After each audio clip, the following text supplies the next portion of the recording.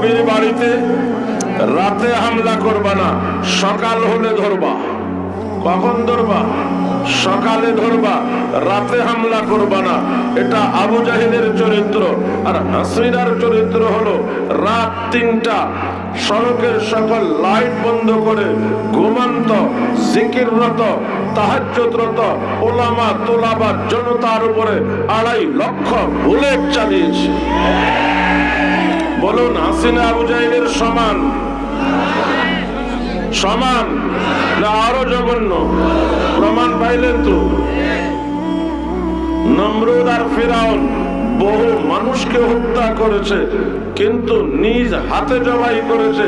ইতিহাস এটার প্রমাণ পাওয়া যায় না, কিন্তু হাসিনা এত জঘন্য, নিজ হাতেও মানুষ জবাই করত। তাহলে হাসিনা নমরুদ ফিরাউনের সমান? সমান বলবেন? এই কথাগুলো আমি কোথার থেকে বলছি? আমার উস্তাদ যখন আমাদেরকে কিতাব পড়াইছে, প্রসঙ্গ আসলেই হাসিনার বাপকে বলতে ফেরাউনে বাঙ্গাল। ওই কথা আমার কানে বাড়ি খেত, আর মিলে দেখতেছি আসলে ঠিক। আল্লাহ বোঝার তৌফিক দান করেন। ইন্নামাল মুশরিকুনা নাজাসুন ফালা ইয়াকরাবুল মাসজিদাল হারামা বাদা আমিহিম হাদা।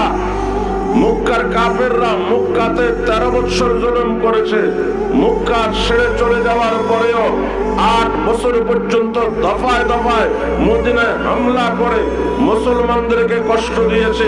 21 বছরের শেষ করে আলেম ওলামাদের উপরে যে জুলুম করেছে হাসিনা সরকার, এই দল নাপাক হয়ে গেছে। অতএব এই নামে এই দেশে আর কাউকে রাজনীতি করতে দেওয়া হবে না।